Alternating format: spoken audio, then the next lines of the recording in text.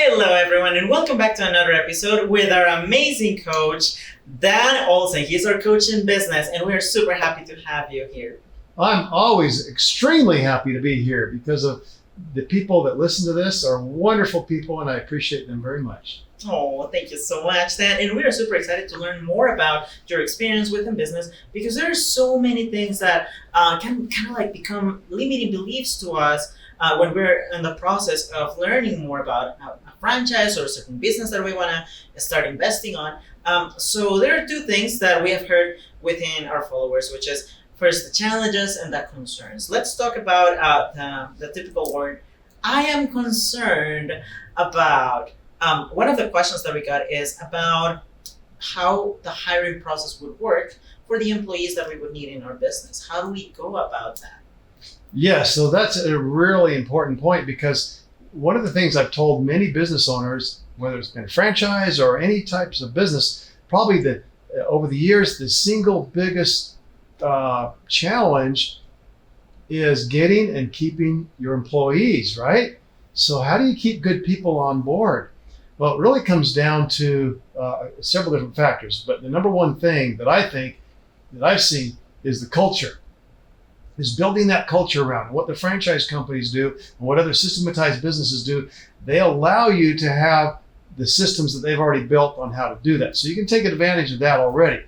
But some of the things I've seen is just going in the back of a service business, for example, and I can go into one business and I can see the bulletin board, and yeah, they still use bulletin boards in some businesses to notify things. And of course, there's digital notifications and things like that. But I can go look inside that facility and I can typically see if it's upbeat or if it's the ones that aren't doing so well almost exactly are have something like this in common.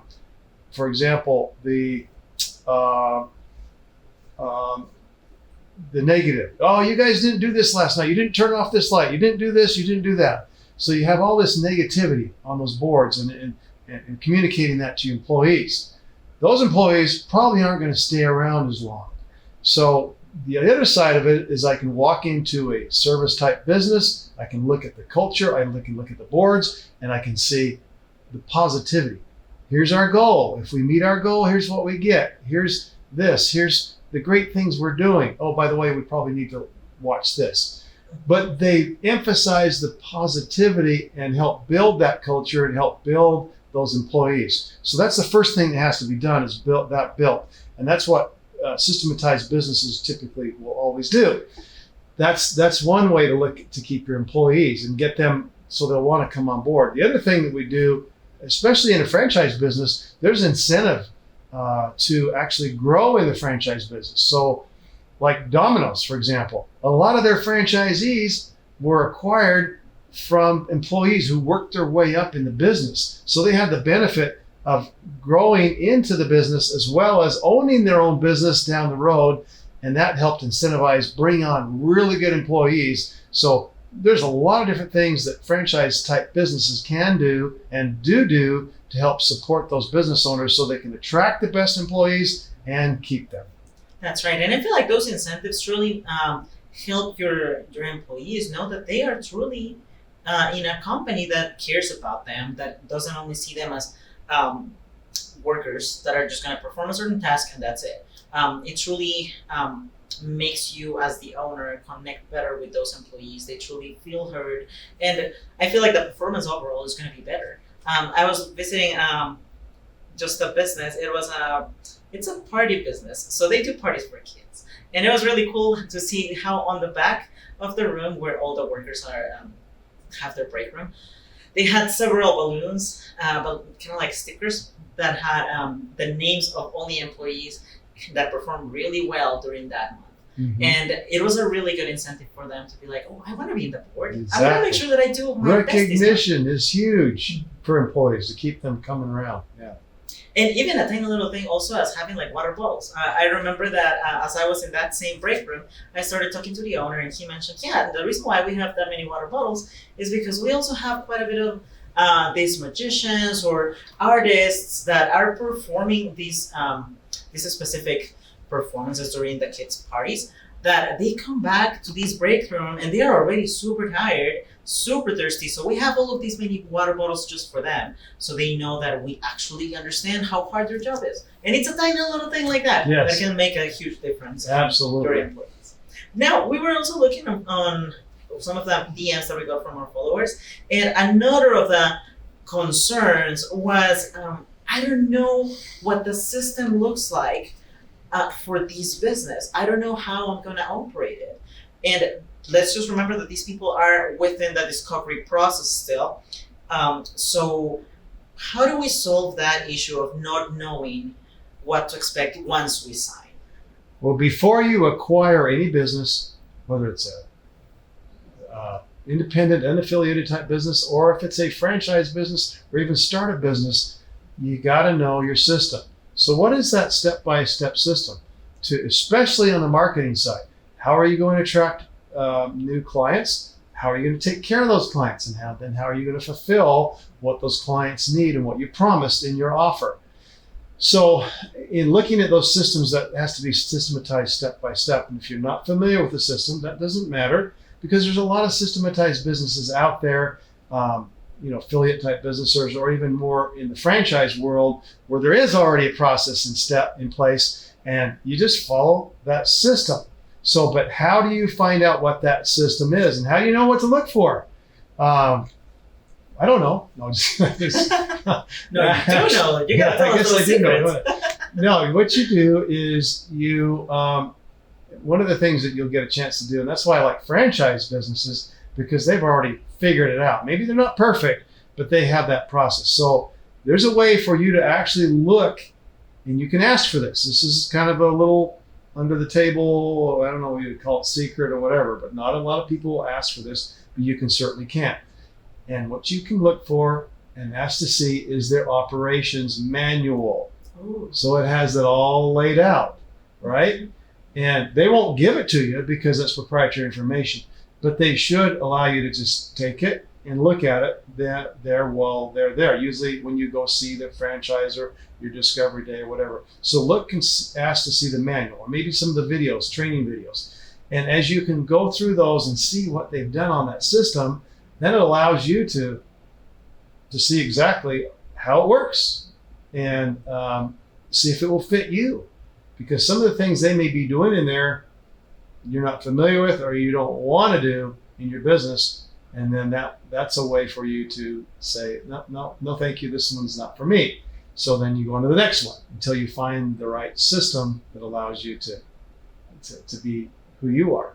That's right. And I feel like when people come to your advisors with this typical phrase, I am concerned about the lack of information. I am concerned about what this system is going to look like. It's just lack of information that they don't know yet, because they're just beginning the process of discovering what this franchise is truly like, what this business system is like.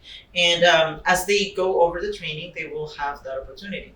And it's really cool how you mentioned that all of these businesses, they are open to the idea of sharing these training videos. So you can truly see at least a snippet, not like all the secret sauce, right, but at least a snippet of what this brand is truly about. Now, let's go to the challenges though, because some people, they also told us on social media, how do we deal with these challenges that we have? Because as in any businesses, there are always challenges.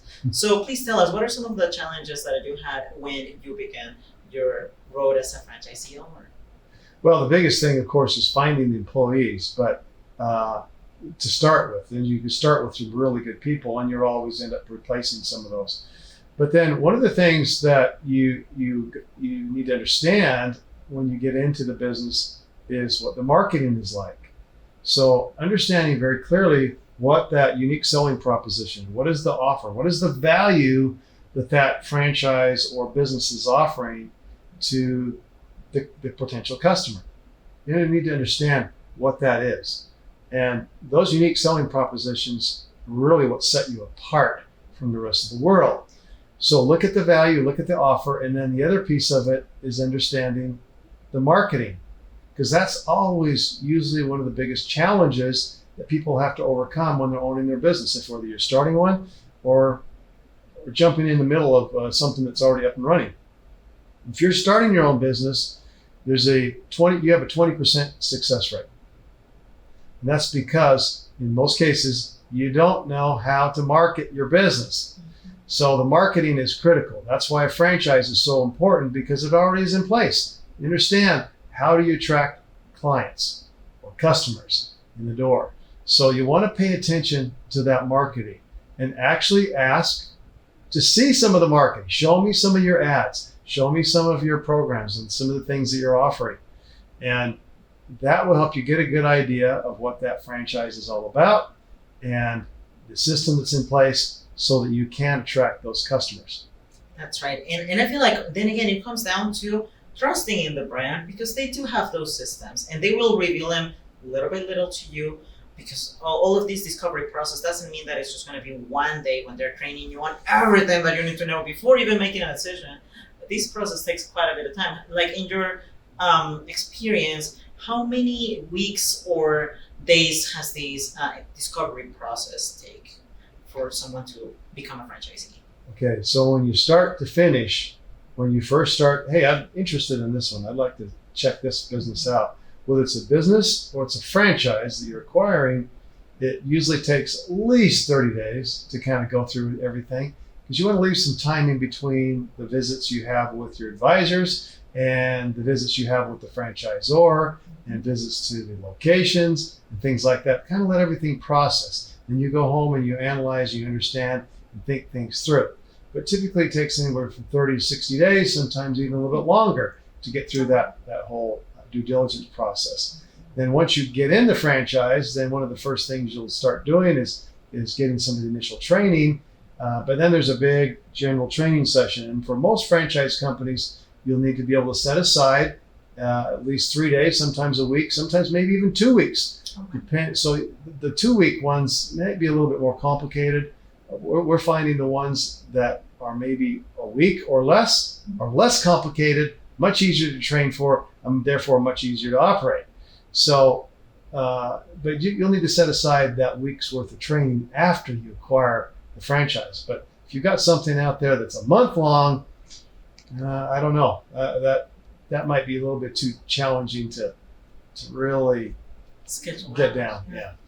And but I feel like also one of the advantages is that ever since the pandemic, some of these franchises and all of these businesses, they have switched to having also virtual trainings where you can actually have these trainings, even if it's a week, you can have it from the comfort of your home.